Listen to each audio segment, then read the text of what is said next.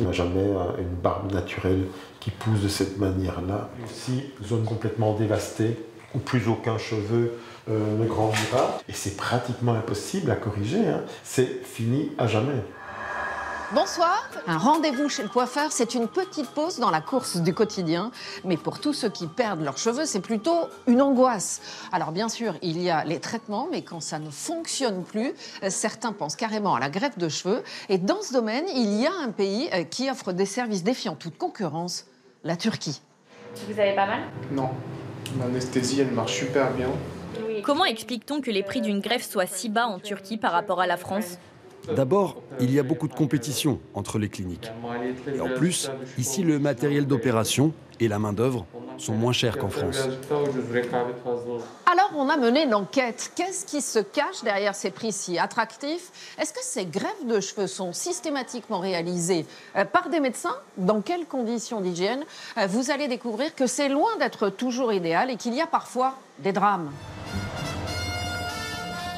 En juin dernier, il a décidé de se donner la mort après une greffe de barbe ratée. Mathieu n'était âgé que de 24 ans. L'étudiant s'était rendu quelques mois avant en Turquie, où ce type d'opération est proposé à des prix défiant toute concurrence. Aujourd'hui, son père souhaite témoigner.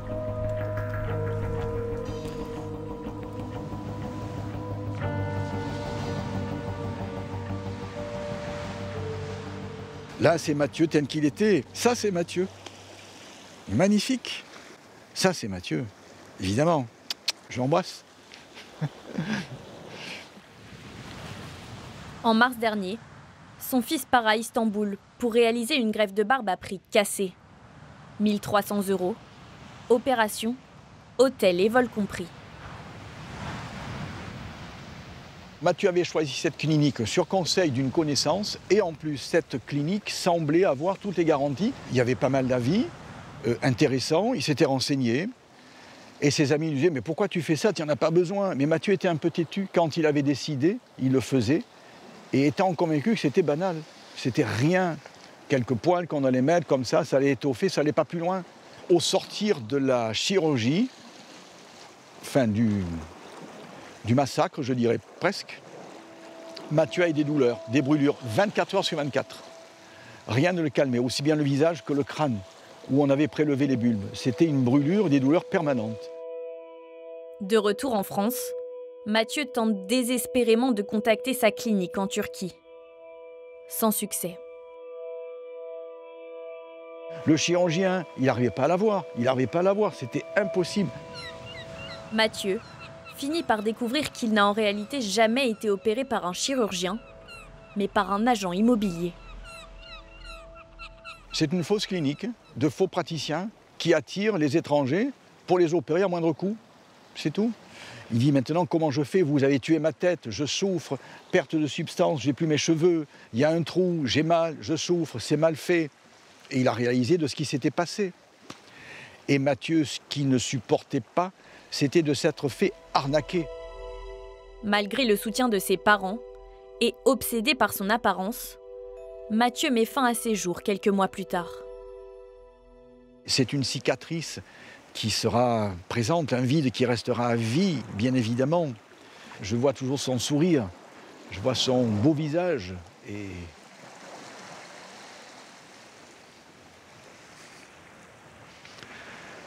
Découragés par le combat à mener, les parents de Mathieu n'ont engagé aucune poursuite. Lors de notre tournage en Turquie, nous avons remonté la trace de la clinique qui a opéré Mathieu. Nous nous rendons à l'adresse indiquée sur la facture de la greffe de Mathieu. Sur Facebook, la soi-disant clinique se présente comme le leader dans le domaine de la greffe de cheveux. Aujourd'hui, le site internet a été désactivé. Et sans surprise, au 3e étage de cet immeuble, à notre arrivée, il n'y a plus personne. Pour tenter d'en savoir plus, nous entrons dans la boulangerie juste en bas, installée ici depuis plus de 18 ans. Donc vous savez pas s'il y a une clinique esthétique à côté? Le bâtiment d'à côté, là? Non, je ne crois pas. Ça m'étonnerait qu'on puisse faire des opérations ici. Nous comprenons que ce que Mathieu prenait pour une clinique n'était en fait qu'une simple agence de tourisme médical. Grâce à leurs échanges, nous apprenons que le jeune homme a été opéré dans cet hôpital. Voici la vidéo qu'il avait reçue avant son opération pour le rassurer. Un spot institutionnel, avec de la musique, sans commentaire.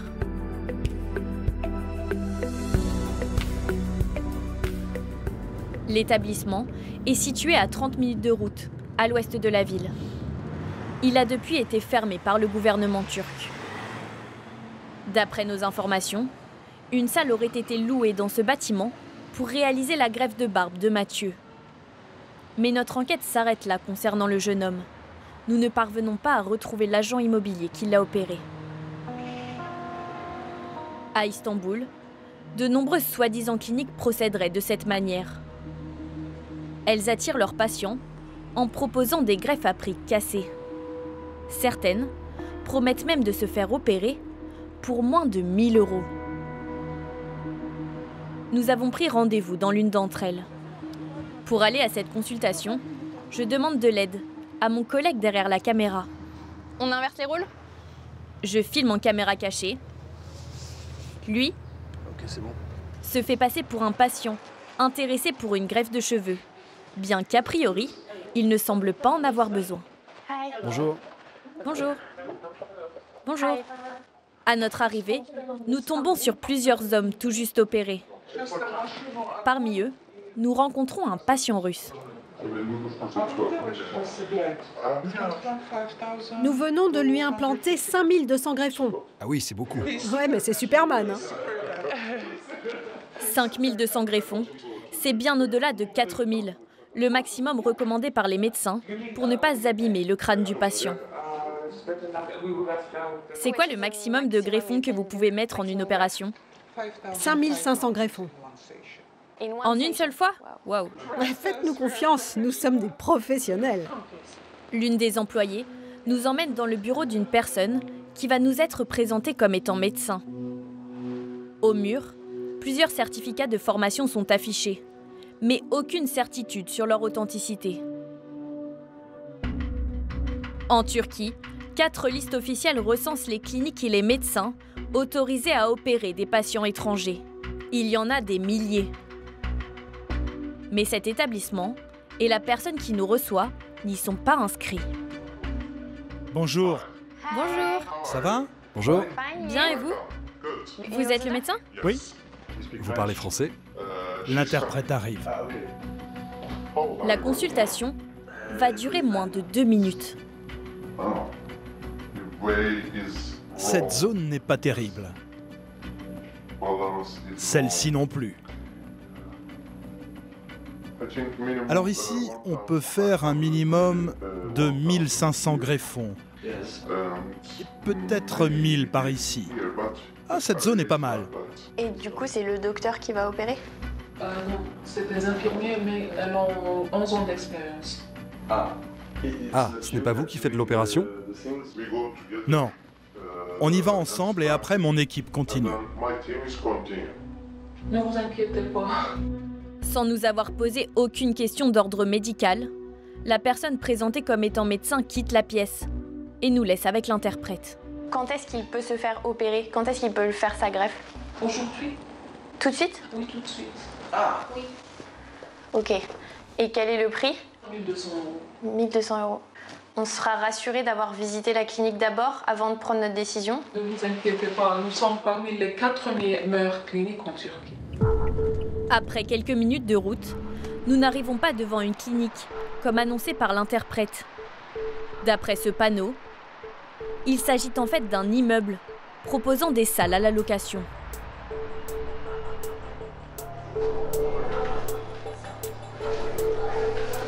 À l'intérieur, l'une d'elles est occupée par 3 techniciens opérant un patient. Il n'est ni perfusé, ni relié à un appareil de surveillance cardiaque comme recommandé. Il n'y a aucun médecin sur place. L'homme qui nous a reçus en consultation ne nous a même pas accompagnés.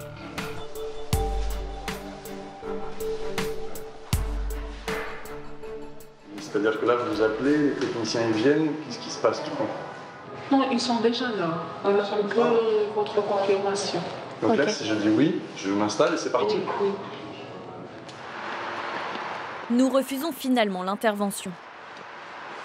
À la sortie, nous contactons Jean Devroy, le médecin spécialiste de la greffe capillaire en Europe, pour lui partager notre expérience. Bonjour docteur. Bonjour. Alors j'ai besoin de vous. On sort d'une clinique et dans cette clinique, on nous a proposé de nous opérer dans l'heure. Qu'est-ce que vous en pensez? Alors c'est tout simplement illégal en France. En France, on doit suivre un délai de 15 jours entre la première consultation et l'intervention. Et il est absolument anormal de ne pas laisser un temps de réflexion aux patients. Qu'est-ce que ces pratiques révèlent? Cela révèle simplement une recherche du marketing et du business et du profit plus que la recherche du bien du patient. Si on cherche le bien du patient, on l'informe, on passe du temps, on pèse le pour et le contre. Parfois même on conseille de ne pas faire la greffe. Lorsqu'on vous propose d'être opéré tout de suite, ça veut dire vraiment que cette clinique n'est pas à privilégier et il faut partir en courant et ne plus jamais y revenir. Merci beaucoup docteur. Avec plaisir. Au revoir. Au revoir. Des soi-disant cliniques qui ne sont que des agences de tourisme médical. Des salles louées à la journée. Nous découvrons qu'une partie de ces opérations clandestines s'organise via une messagerie cryptée. Nous infiltrons un groupe où se trouvent plus de 2000 techniciens turcs. Y a-t-il une salle à louer pour la journée dans les quartiers de Bakırköy, Yenibosna ou encore Fiskan? Demain, besoin urgent pour une opération à Diyarbakir. Quelqu'un pour participer à une greffe de cheveux mercredi? Impossible d'évaluer l'ampleur du marché noir en Turquie. À Bruxelles, en Belgique, ce chirurgien est spécialisé dans la réparation de greffes ratées. Donc, première chose que je vais faire, c'est l'anesthésie. Ce jour-là, il corrige la barbe d'un jeune homme de 25 ans qui souhaite rester anonyme. Ça va? Ouais. Pas de douleur? Non, ça va. Comme la majorité de ses patients, il a été opéré en Turquie. En 30 ans d'expérience, le médecin a rattrapé plus de 300 greffes ratées. Mais la grande majorité des patients se plaint du manque de naturel. On n'a jamais une barbe naturelle qui pousse de cette manière-là. On voit aussi ici des lignes horizontales, on voit que les greffes sont trop importantes en termes de nombre de cheveux par greffon. On voit ici une nécrose. Là, c'est un traitement de nécrose et on voit aussi des lignes horizontales qui sont vraiment disgracieuses. Et puis aussi, zone complètement dévastée où plus aucun cheveu ne grandira. Et c'est pratiquement impossible à corriger, hein. C'est fini à jamais. Ces opérateurs qui font n'importe quoi ne se rendent peut-être pas compte, mais ils brisent des vies. Je les vois déprimés. Très souvent aussi, ça peut avoir une incidence sur leur travail, leur boulot, leur vie familiale, leur vie amoureuse. Je pense que c'est simplement parce qu'aussi ces greffes sont très visibles, elles sont sur le visage, elles sont sur le front, et fatalement, que voulez-vous faire d'autre que de vous montrer? Ce traumatisme, Mathieu l'a vécu avant de se donner la mort il y a quelques mois, suite à une barbe ratée en Turquie. Jean Devroy a été particulièrement marqué par son histoire. J'ai reçu Mathieu une première fois, j'ai procédé à une première intervention et le papa me disait que j'avais réussi 95% du travail. Il restait encore une petite part à faire lors d'une deuxième intervention. Et malheureusement, elle n'a pas eu lieu. Et qu'est-ce que vous avez ressenti quand on vous a annoncé son décès?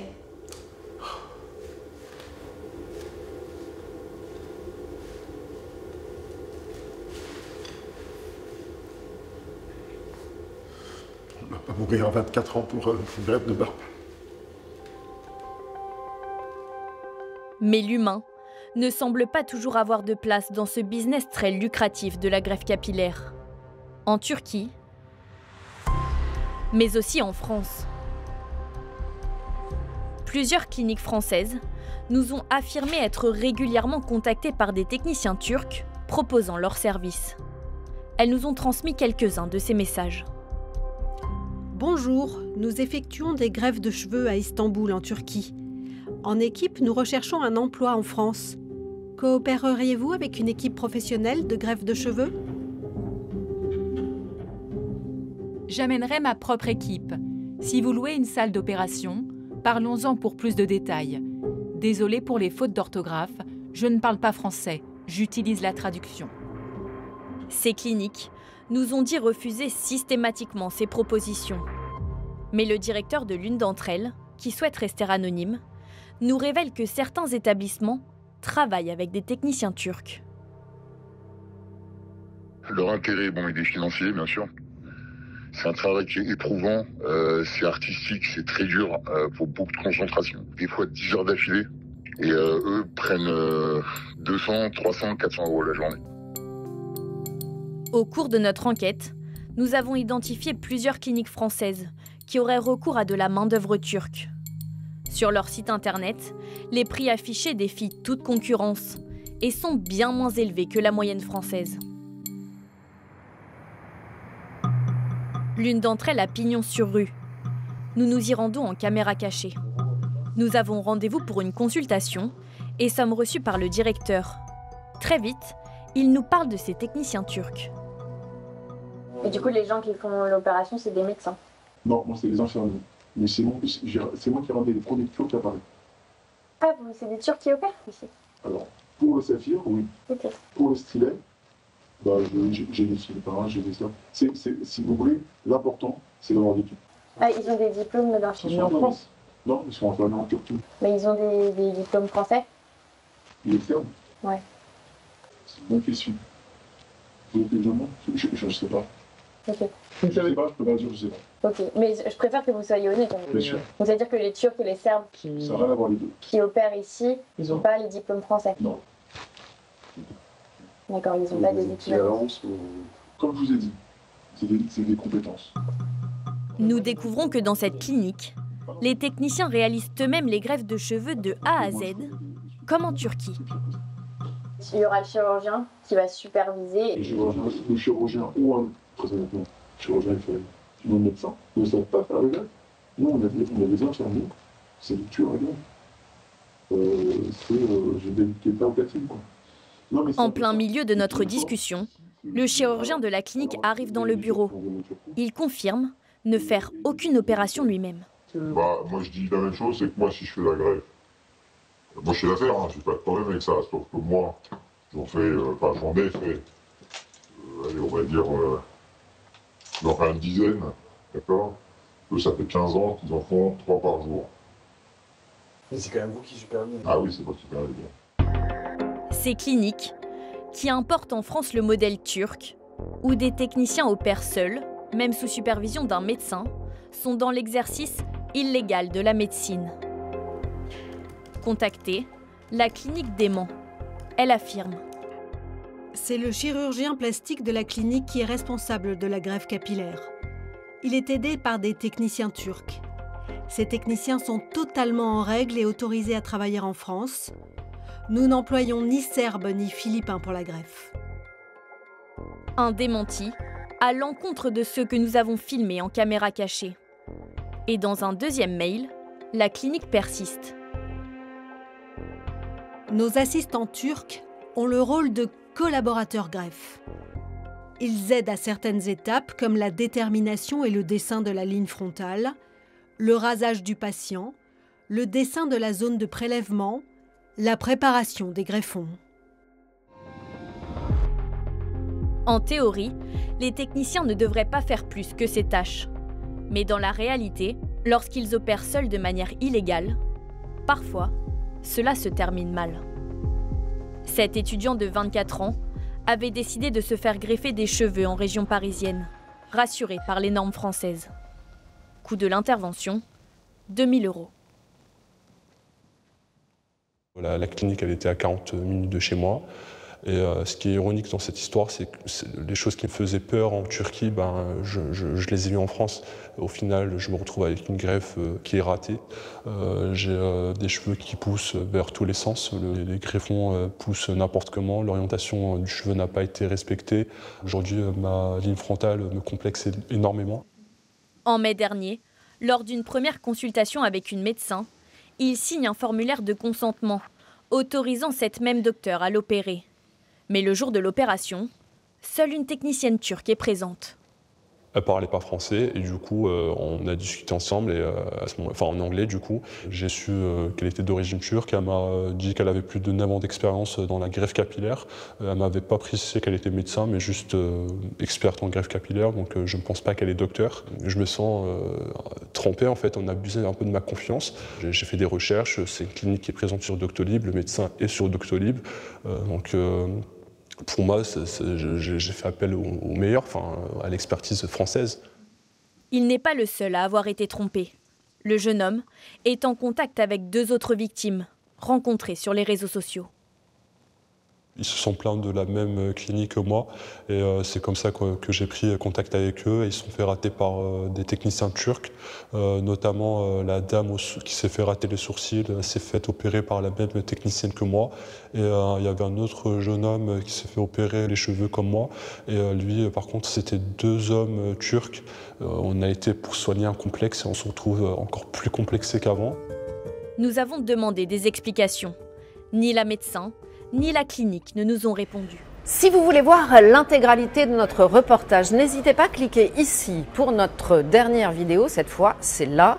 Et puis, si vous aimez Envoyé spécial, n'hésitez pas à vous abonner. C'est juste là. Pour plus de contenu encore, allez sur nos réseaux sociaux X, Instagram ou TikTok. On vous attend.